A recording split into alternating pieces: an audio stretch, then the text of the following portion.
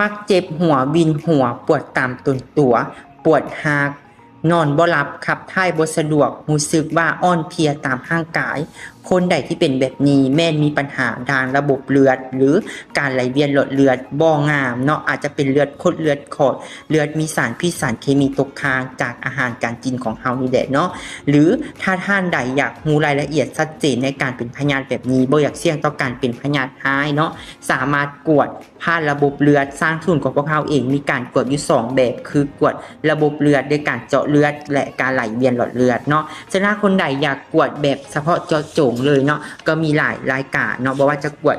GBC หรือว่ากวดพยาธิกระเพาะลำไส้หรืออาจจะกวดมะเร็งเนาะถ้าว่าคนใดอยากกวดครบวงจรเลยเนาะก็สามารถกวดได้ซึ่งว่าครบวงจรของพวกเขาเองมีอยู่19รายการซึ่งว่าปกติแม่น1,400,000 กีบแต่ถ้าคนใดเห็นคลิปนี้เนาะจองเข้ามาแล้วจะได้ส่วนลดเลย 50% คือเหลือเพียง 700,000 กีบเนาะซึ่งเจ้าเองจะได้กวดอยู่หลายอย่างเนาะเป็นต้นคือน้ำตาลในเลือดหรือว่าเบาหวานไขหลังทัดเบือกไขหลังตับทัดเบือกของตับกรดยูริกประดงข้อโลเกาเนาะไขมันรวมไขมันหุ้มตับไขมันหุ้มหัวใจแคลเซียมในเลือดแคลเซียมในกระดูกกวดพวกมางปามบี